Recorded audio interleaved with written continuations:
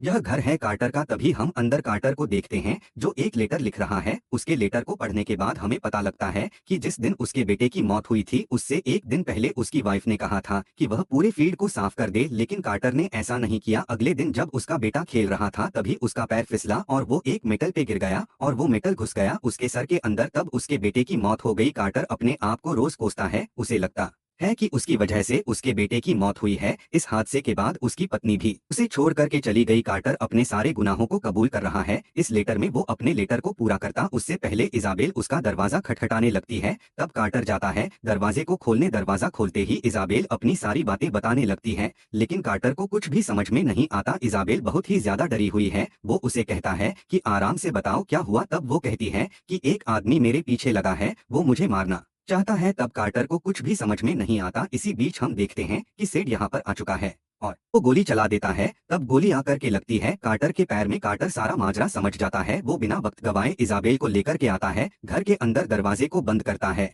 और ऊपर आकर के अपने बंदूक को निकालने लगता है। तभी हम शर को देखते हैं जो अंदर आ चुका है। वो भी ऊपर आने की कोशिश करता है, लेकिन कार्टर ऊपर ही खड़ा है। जैसे ही वह सेड को देखता है सीढ़ियों के पास वो गोली चला देता है। तब एक गोली सेड को भी लग जाती है, वो छुप जाता है।